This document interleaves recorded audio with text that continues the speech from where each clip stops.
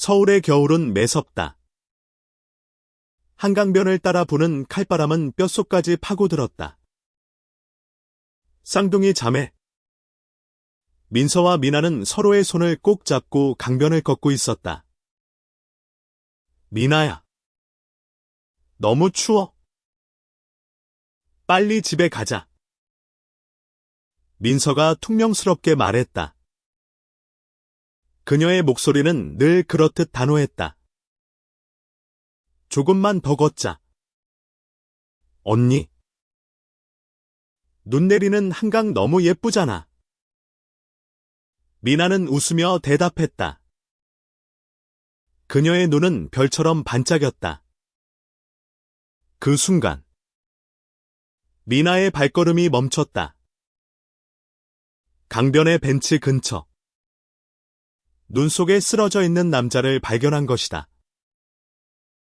그의 얼굴은 창백했고 고급스러운 코트는 눈에 젖어 축축했다. 언니. 저기 사람이다. 미나가 소리쳤다. 민서는 미간을 찌푸리며 다가갔다. 죽은 거 아니야. 그녀의 목소리는 냉소적이었지만 눈빛에는 걱정이 스쳤다. 미나는 주저하지 않고 남자 곁으로 달려가 그의 맥박을 확인했다. 살아있어. 언니. 도와줘. 두 자매는 힘을 합쳐 남자를 부축했다. 그는 의식이 희미한 상태로 중얼거렸다. 제발. 아무도. 모르게 그의 목소리는 떨렸고 그 말은 자매의 가슴에 묘한 파문을 일으켰다. 민서는 그의 얼굴을 유심히 보았다. 30대 초반으로 보이는 남자. 준혁이라는 이름이 적힌 지갑 속 신분증을 발견했다. 그의 옷차림은 평범하지 않았다. 고급 브랜드 로고가 박힌 코트. 손목에 걸린 시계는 한눈에 봐도 값비싼 물건이었다. 도대체 이 남자가 왜 여기 쓰러져 있는 거지? 민서가 중얼거렸다.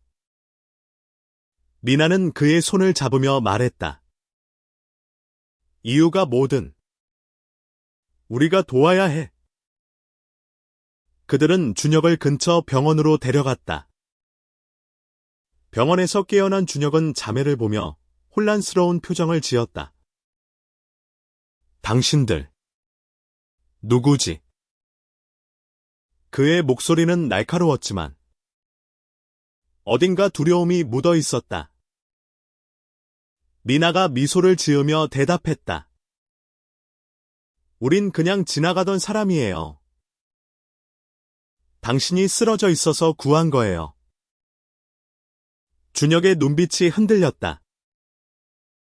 그는 고개를 돌리며 낮게 말했다. 고맙다. 하지만 나에 대해 묻지 마. 민서와 미나는 그의 말에 궁금증이 일었지만 더 캐묻지 않았다. 병원을 나선 준혁은 자매에게 간단히 인사한 뒤 사라졌다. 하지만 미나의 마음속에는 그의 슬픈 눈빛이 깊이 박혔다. 저 사람.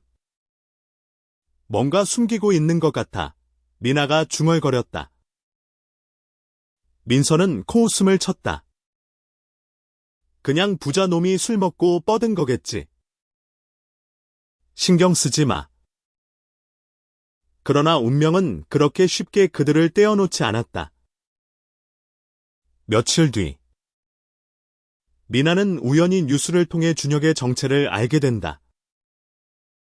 그는 한국에서 가장 주목받는 IT 기업의 CEO 강준혁이었다. 젊은 나이에 억만장자가 된 그는 완벽한 외모와 카리스마로 세간의 관심을 끌었다. 하지만 그의 사생활은 철저히 베일에 쌓여 있었다.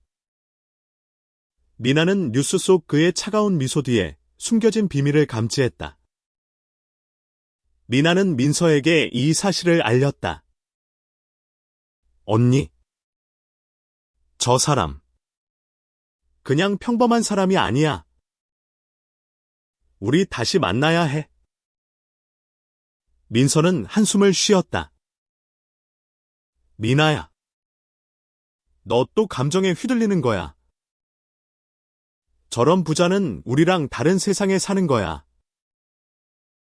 하지만 미나는 고개를 저었다. 아니야. 언니. 저 사람 눈빛. 우리 아빠 떠나실 때랑 똑같았어. 뭔가 아파하고 있어. 미나의 말에 민서의 표정이 굳었다. 그들의 아버지는 몇 년 전 가족을 버리고 떠난 뒤였다. 미나는 늘 그 상처를 가슴에 안고 살았다. 민서는 동생을 보호하고 싶었지만 이번만큼은 미나의 직감이 오를지도 모른다는 생각이 들었다. 며칠 뒤 미나는 준혁이 자주 방문한다는 강남의 한 카페를 찾아갔다. 그는 홀로 창가에 앉아 있었다. 미나는 용기를 내어 다가갔다. 저 기억하시겠지만 저 미나예요. 한강에서 준혁은 그녀를 보며 잠시 놀란 표정을 지었다가 이내 차갑게 대답했다. 왜 왔지? 돈이라도 달라고. 미나는 당황했지만 그의 눈빛 속 깊은 외로움을 놓치지 않았다. 아니에요. 그냥 당신이 괜찮은지 궁금했어요. 그 순간 준혁의 표정이 미세하게 흔들렸다. 그는 미나를 물끄러미 바라보다가 낮게 말했다. 너 같은 사람은 처음이야. 왜 나 같은 사람을 신경 쓰는 거지? 미나는 미소를 지었다. 누군가는 신경 써줘야 하니까요. 그렇게 두 사람의 인연은 시작되었다. 미나는 준혁의 차가운 겉모습 뒤에 숨겨진 상처를 조금씩 알아가게 된다. 준혁은 자신의 성정체성을 숨기며 살아온 게이로 억만장자시오라는 화려한 삶 뒤에 깊은 고독을 안고 있었다. 그는 사랑했던 연인을 잃은 뒤 세상과 벽을 쌓고 살아왔다. 미나와 민서는 각기 다른 방식으로 준혁의 삶에 들어온다. 미나는 따뜻한 위로로, 민서는 날카로운 직감으로 그의 비밀을 파헤치려 한다. 하지만 준혁의 과거를 둘러싼 비밀과 그의 기업을 노리는 음모가 드러나면서 세 사람은 예상치 못한 위험 속으로 휘말리게 된다. 미나는 준혁과의 만남 이후로 그의 얼굴을 잊을 수 없었다. 그의 눈빛, 그 속에 담긴 고통과 외로움은 미나의 가슴을 파고들었다. 민서는 그런 동생을 보며 한숨을 쉬었다. 미나야, 저 사람한테 너무 빠지지 마. 뭔가 수상해. 하지만 미나는 고집스러웠다. 그녀는 준혁이 자주 방문한다는 강남 카페에 매일 들렀다. 며칠 뒤 다시 그를 만났다. 그는 여전히 차가운 표정으로 커피를 마시고 있었다. 미나는 용기를 내어 말을 걸었다. 준혁 씨, 저번에 말했던 거 기억하시죠? 그냥 친구가 되고 싶어요. 준혁은 그녀를 빤히 바라보았다. 친구. 나 같은 사람한테 친구가 필요할 것 같아. 그의 목소리는 날카로웠지만 어딘가 흔들리고 있었다. 미나는 미소를 지으며 말했다. 누구나 친구가 필요하죠. 혼자 있는 건 너무 외롭잖아요. 그 말에 준혁의 눈빛이 잠시 부드러워졌다. 그는 한숨을 쉬며 말했다. 넌 정말 이상한 애야. 하지만 고마워. 그는 미나에게 자신의 전화번호를 건넸다. 필요하면 연락해. 하지만 너무 기대하지 마. 미나는 그의 번호를 받아들며 가슴이 뛰었다. 그녀는 단순히 호기심이 아니었다. 준혁의 고독한 모습은 그녀 자신의 상처와 닮아 있었다. 아버지가 떠난 뒤 미나는 늘 누군가를 구원하고 싶다는 마음을 품고 살았다. 한편 민서는 준혁의 정체를 알아보려고 인터넷을 뒤졌다. 그녀는 준혁의 회사 테크스타가 최근 거대한 투자 유치를 성공했으며 그 뒤로 이상한 소문이 돌고 있다는 것을 알게 되었다. 누군가는 준혁이 비밀리에 회사의 자금을 빼돌리고 있다고 주장했고 다른 이들은 그의 사생활에 대해 터무니없는 가설을 내놓았다. 민서는 직감적으로 뭔가 잘못됐다고 느꼈다. 이 남자 그냥 부자 CEO가 아니야. 뭔가 숨기고 있어. 미나는 민서의 경고에도 불구하고 준혁과 점점 가까워졌다. 그들은 카페에서 만나 이야기를 나누기 시작했다. 준혁은 처음에는 무뚝뚝했지만 미나의 진심에 조금씩 마음을 열었다. 그는 자신의 어린 시절을 이야기했다. 부유한 가정에서 자랐지만 부모님의 기대와 압박 속에서 늘 외로웠다고 했다. 내가 원하는 삶은, 내가 원하는 사랑은 그들이 이해할 수 없는 거였어. 그의 말은 모호했지만 미나는 그 뒤에 숨겨진 깊은 상처를 느꼈다. 그러던 중 준혁의 회사에 위기가 닥쳤다. 테크스타의 주가가 갑자기 폭락했고 언론은 준혁을 둘러싼 스캔들을 터뜨렸다. 한 기사는 그가 동성 연애를 했다는 의혹을 제기하며 그의 사생활을 공개적으로 비판했다. 미나는 그 기사를 읽고 충격을 받았다. 준혁 씨, 이게 사실인가요? 그녀는 조심스럽게 물었다. 준혁은 차가운 미소를 지으며 대답했다. 사실이든 아니든 세상은 내가 원하는 대로 날 보지 않아. 그의 목소리는 담담했지만 눈빛은 흔들리고 있었다. 미나는 그의 손을 잡았다. 저는 당신을 있는 그대로 볼게요. 어떤 모습이든. 그 말에 준혁은 처음으로 진심 어린 미소를 지었다. 넌 정말 나를 당황하게 만드는구나.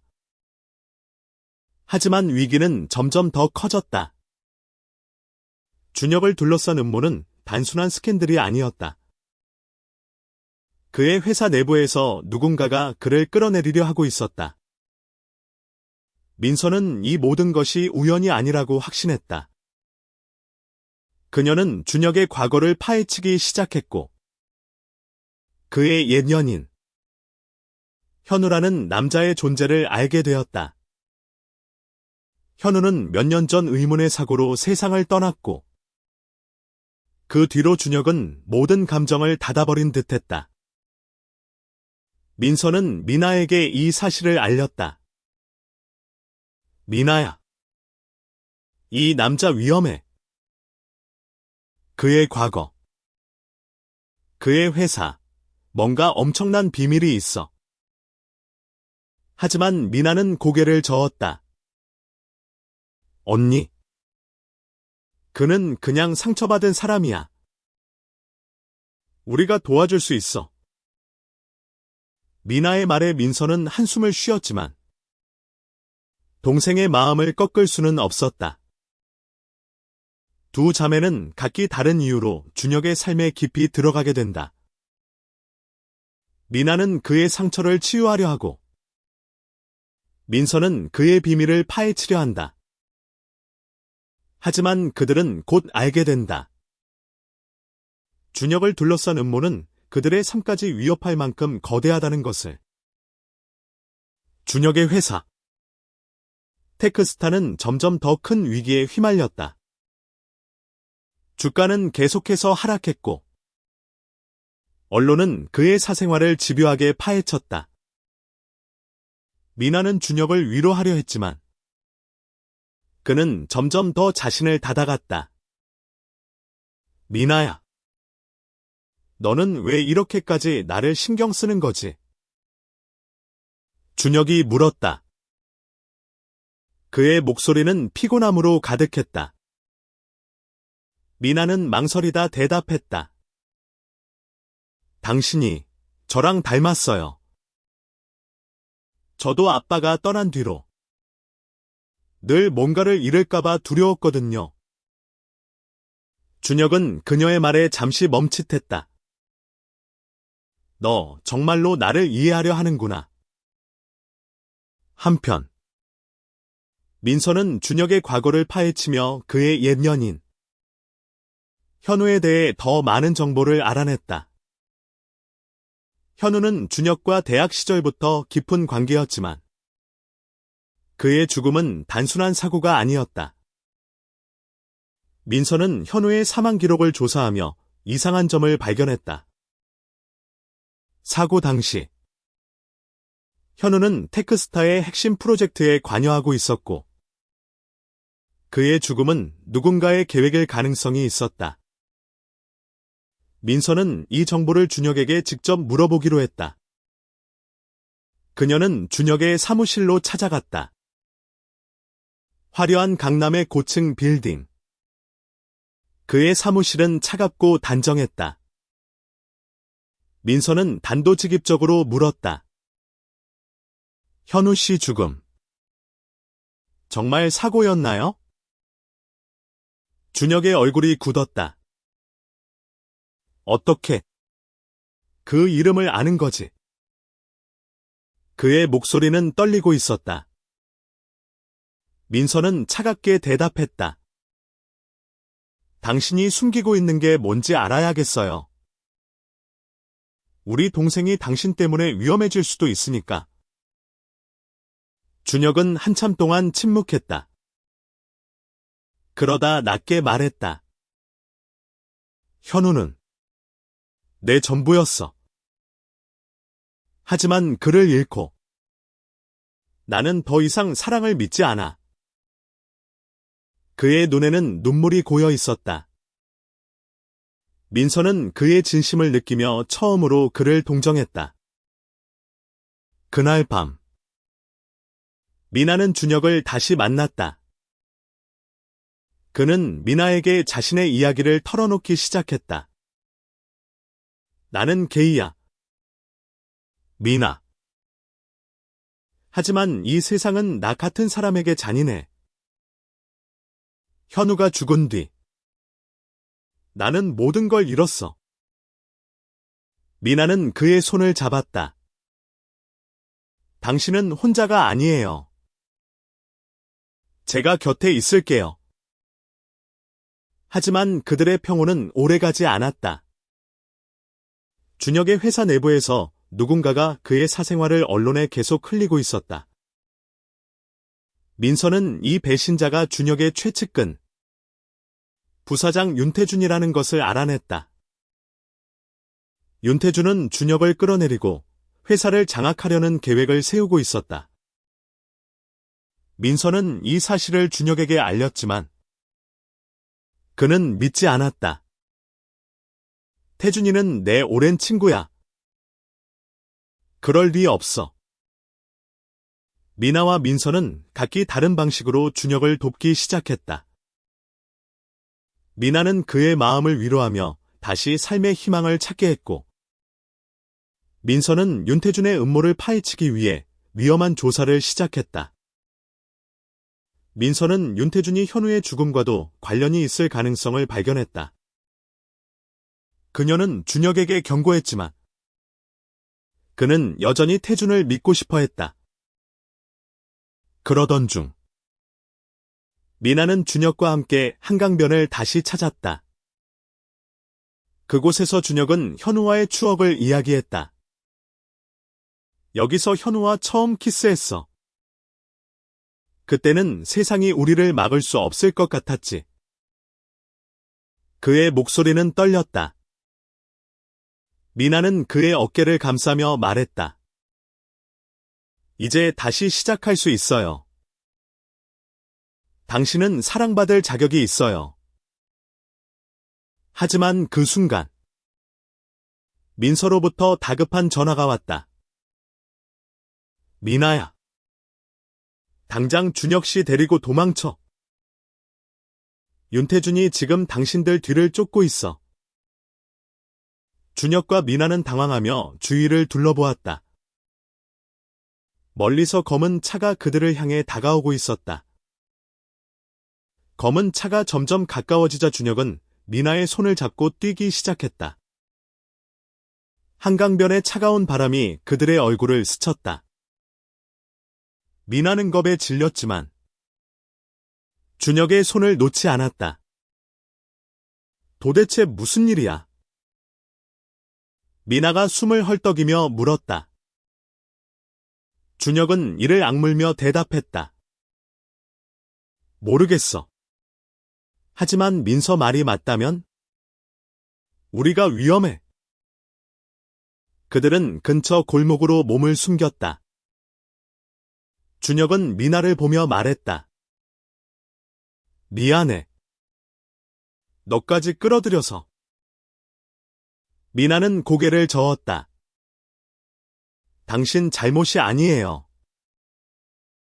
우린 함께 이겨낼 거예요. 한편 민서는 윤태준의 사무실에서 몰래 그의 컴퓨터를 조사하고 있었다. 그녀는 태준이 준혁의 사생활을 언론에 흘린 증거를 발견했다. 더 충격적인 것은 태준이 현우의 사고를 조작했다는 메모였다. 민서는 그 문서를 복사하며 이를 악물었다. 이 자식. 준혁 씨를 완전히 망가뜨리려 했어. 민서는 준혁과 미나에게 연락해 그들을 안전한 장소로 데려갔다. 세 사람은 민서의 작은 아파트에 모였다. 민서는 조사한 내용을 준혁에게 보여주었다. 윤태준이 당신을 배신했어요. 현우 씨 죽음도 그의 짓일 가능성이 높아요. 준혁은 믿을 수 없다는 표정으로 문서를 읽었다. 그의 손이 떨렸다. 태준이, 왜? 그는 내 친구였어. 미나는 준혁의 어깨를 감싸며 말했다. 준혁 씨. 지금은 믿고 싶은 걸 믿는 게 아니라 진실을 마주해야 할 때예요. 준혁은 고개를 숙였다. 그의 눈에서 눈물이 떨어졌다. 현우가 죽은 뒤 나는 아무도 믿지 않으려 했어. 하지만 너희 자매 때문에 다시 믿고 싶어졌어. 민서는 냉정하게 말했다. 감정에 휘둘릴 때가 아니에요. 윤태준은 지금도 당신을 노리고 있어요. 우리가 먼저 움직여야 해. 미나와 준혁은 민서의 계획에 동의했다. 그들은 윤태준을 함정에 빠뜨리기로 했다. 민서는 태준이 다음 주 주주총회에서 준혁을 완전히 몰아내려 한다는 정보를 입수했다. 그들은 그 자리에서 태준의 음모를 폭로할 계획을 세웠다. 준혁은 자신의 회사로 돌아가 태준을 속이기 위해 평소처럼 행동했다. 그는 태준에게 다가갔다. 태준아. 최근 일이 너무 힘들었어. 너만 믿는다. 태준은 미소를 지으며 대답했지만 그의 눈빛은 차가웠다. 걱정 마. 준혁아. 내가 다 해결해 줄게. 미나와 민서는 준혁을 돕기 위해 각자의 역할을 맡았다. 미나는 준혁의 곁에서 그의 마음을 지탱했고, 민서는 태준의 추가 증거를 모으기 위해 그의 비서와 접촉했다. 비서는 태준의 협박에 시달리던 중이었고, 민서의 설득에 증거를 넘겨주었다. 주주총회 날이 다가왔다. 준혁은 긴장한 얼굴로 연단에 섰다. 태준은 그를 비웃으며 속으로 승리를 확신했다. 하지만 민서가 준비한 증거가 스크린에 띄워지자 회의장은 술렁였다. 태준의 음모, 현우의 죽음과 관련된 문서, 그리고 그의 불법 자금 거래 기록이 모두 공개되었다. 태준은 당황하며 소리쳤다. 이건 조작이야. 하지만 주주들은 이미 그를 믿지 않았다. 준혁은 떨리는 목소리로 말했다. 나는 내 삶을 숨기며 살아왔지만 더 이상은 그러지 않을 거야. 내가 어떤 사람이든 진실은 변하지 않아. 그의 연설은 사람들의 가슴을 울렸다. 미나는 눈물을 흘리며 박수를 쳤다. 민서는 조용히 미소를 지었다. 태준은 결국 경찰에 끌려갔다. 주주총회 이후 테크스타는 다시 안정되었다. 준혁은 회사의 리더로서 자신의 위치를 굳건히 지켰다. 하지만 그의 마음은 여전히 무거웠다. 태준의 배신, 현우의 죽음에 대한 진실은 그를 깊이 흔들었다.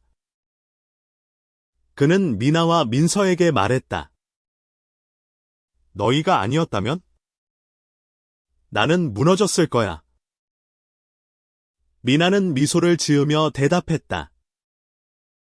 우린 그냥 옆에 있었을 뿐이에요.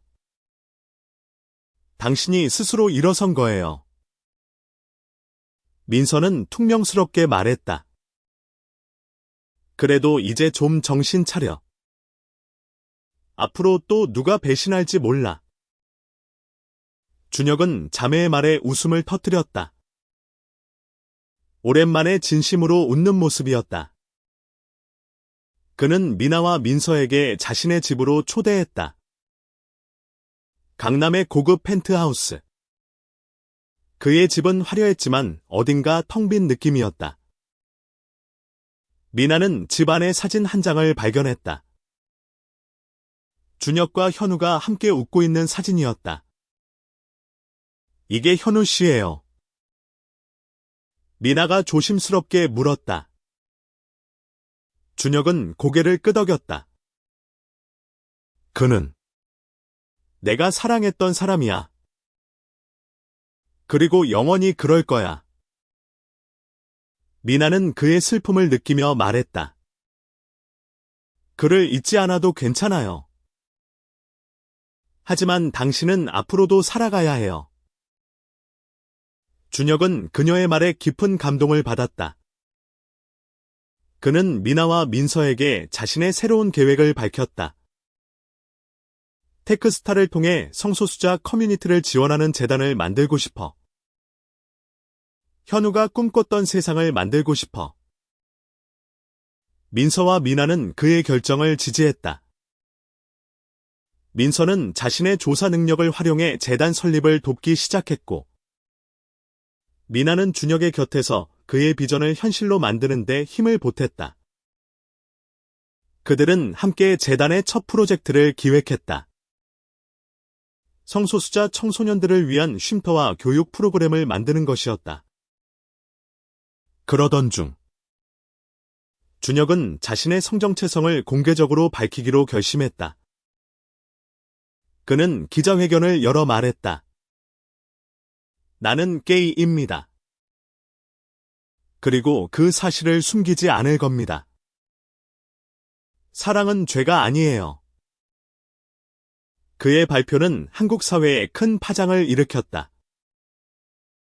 일부는 그를 비난했지만 많은 이들은 그의 용기에 박수를 보냈다. 미나와 민서는 그의 곁에서 그를 응원했다. 미나는 준혁과 점점 더 깊은 우정을 쌓아갔다. 그녀는 그의 사랑과 상처를 이해하며 그를 가족처럼 여기기 시작했다. 민서는 여전히 준혁을 경계했지만 그의 진심을 조금씩 받아들였다. 그러나 새로운 도전이 그들을 기다리고 있었다. 재단 설립을 반대하는 보수적인 단체들이 준혁을 공격하기 시작했다.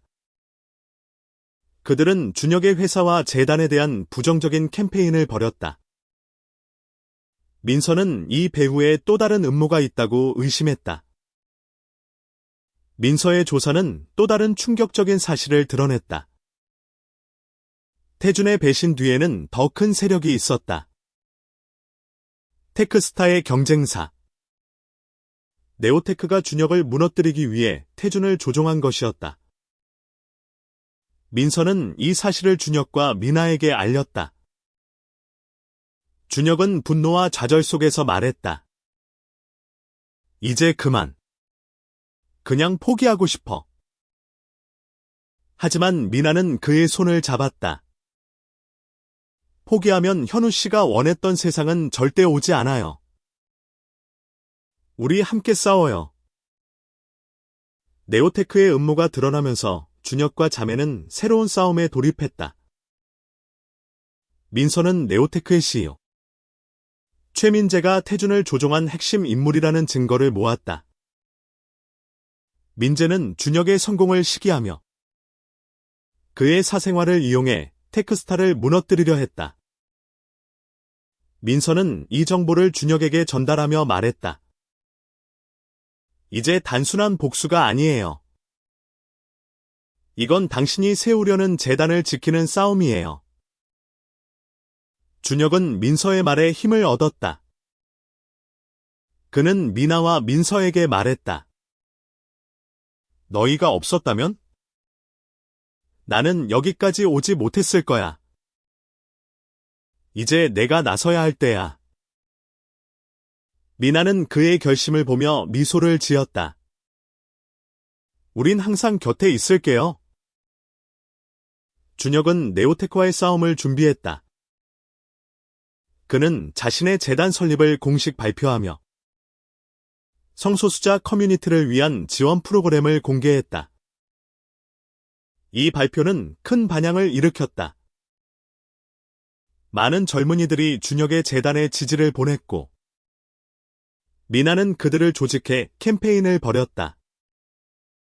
하지만 네오테크는 쉽게 물러나지 않았다. 그들은 준혁의 재단을 비판하는 가짜 뉴스를 퍼뜨렸고 그의 개인적인 삶을 계속 공격했다. 미나는 이런 공격에 분노하며 준혁에게 말했다. 그들은 당신이 두려운 거예요. 당신이 세상을 바꿀 수 있다는 걸 알기 때문에? 민서는 네오테크의 내부 정보를 얻기 위해 위험한 계획을 세웠다. 그녀는 네오테크의 직원으로 위장해 그들의 사무실에 잠입했다. 위험한 임무였지만 민서는 동생과 준혁을 지키기 위해 망설이지 않았다. 그녀는 네오테크가 불법적으로 테크스타의 기술을 훔쳤다는 증거를 발견했다. 민서는 이 증거를 준혁에게 넘겼다. 그는 이를 이용해 네오테크를 고소했고 법정 싸움이 시작되었다. 이 과정에서 준혁은 자신의 과거를 완전히 마주해야 했다. 그는 현우의 죽음에 대한 진실을 공개하며 네오테크가 현우의 사고를 조작했을 가능성을 제기했다. 법정에서 준혁은 담담히 말했다. 나는 사랑 때문에 많은 것을 잃었지만 이제는 사랑 때문에 싸우고 싶습니다. 현우가 꿈꿨던 세상을 만들기 위해 그의 말은 법정 안을 울렸다. 미나는 눈물을 흘리며 그의 손을 잡았다. 민서는 조용히 고개를 끄덕였다. 네오테크는 결국 법적 책임을 지게 되었고, 최민재는 모든 책임을 지고 물러났다. 준혁의 재단은 성공적으로 설립되었고, 첫 번째 쉼터가 서울에 문을 열었다. 미나는 쉼터에서 자원봉사를 시작하며 성소수자 청소년들과 교감했다. 그녀는 그들에게 말했다. 너희는 혼자가 아니야. 우리는 함께야. 준혁은 미나와 민서에게 깊은 감사를 전했다. 너희는 내 가족이야. 내가 다시 사랑을 믿게 해줬어. 민서는 웃으며 말했다. 가족이라면 앞으로도 우리 귀찮게 할 각오해. 재단의 첫 쉼터가 문을 연 날, 서울은 따뜻한 봄 햇살로 가득했다. 준혁은 쉼터의 개소식에서 연설을 했다. 이곳은 단순한 공간이 아닙니다. 사랑과 희망이 시작되는 곳입니다. 그의 목소리는 떨렸지만 강렬했다. 미나와 민서는 그를 보며 미소를 지었다. 미나는 쉼터에서 만난 한 소년. 지온을 떠올렸다. 그는 성정체성 때문에 가족에게 버림받은 17세 소년이었다. 미나는 지훈에게 말했다. 여기선 너를 있는 그대로 받아줄 거야. 너는 충분히 사랑받을 자격이 있어. 지호는 눈물을 흘리며 고개를 끄덕였다. 미나는 그를 안으며 준혁을 바라보았다. 준혁도 그들을 보며 미소를 지었다. 민서는 쉼터의 운영을 돕기 위해 자신의 조사 능력을 활용했다. 그녀는 재단의 자금이 투명하게 사용되도록 시스템을 만들었고, 더 많은 사람들에게 재단의 가치를 알렸다. 민서는 준혁에게 말했다. 당신, 이제 꽤 괜찮은 사람이야.